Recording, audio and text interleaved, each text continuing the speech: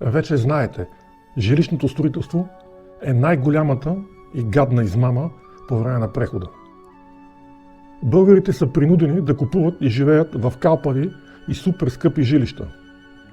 Било то панелни, ново строителство от тухли четворки. Цените стигнаха и надминаха тези в Германия, Испания и Италия.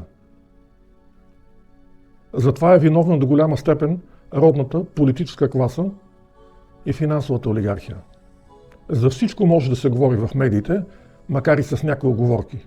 За Пеевски, за Доган, за Борисов, за Путин, за Тръмп, за войната в Украйна, за войната в Иран, за корупцията в България. Единствено за жилищното строителство в официалните медии, телевизиите няма никакви сериозни анализи или разследвания. Това е тема табу, защото става дума за милиарди печалби.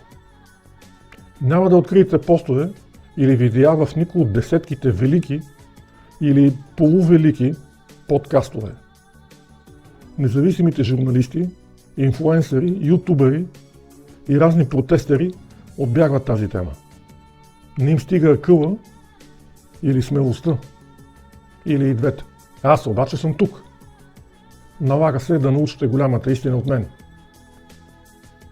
Българите никога не са били питани: искате ли вие, уважаеми граждани, изобщо да нямате право на парцел на минимална цена, за да организирате сами, както решите за добре, строежа на своето жилище или базата на своя дребен бизнес в подходящи за това зони? Или искате да купувате купчета от тухли четворки за по 2-3 хиляди евро на квадратен метър и да наемате скъпи помещения и офиси за своя бизнес? И правилно не са питани, защото ако бяха питани, няма луд българин, който да се откаже от малък парцел на символична цена. Този жилищно-строителен модел е внесен с началото на демокрацията отвън. Той не е изцяло български. Традиционният български модел е съвсем друг.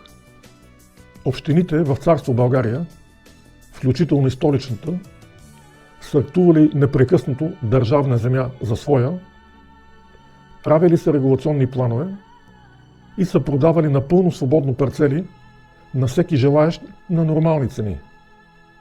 Така и богатите и бедните са могли да строят както намерят за добре своите жилища, магазини, складове, кантори, фабрики, цехове и прочее. Така е построена старата буржуазна София. В центъра са строили заможните люде, в крайните квартали Банишора, Коньовица и Звонара са строили бедните. След въстания и войни, общините, включително и Софийската, са подарявали парцели на бежанците, за да си направят дом. Така са изникнали Гергелийски квартал, Орландовци, Красно село в София. След Първата световна война, община София е раздава почти без пари парцели в квартал Лозенец. Тогава са били градини и пасища зад Владайската река. Раздава ги на служители в общината, в пощите, в училищата. Ето как е построена царска, буржуазна и капиталистическа България. Непременно гледайте предишните и следващите видеа по темата. Споделете, харесайте, последвайте ни.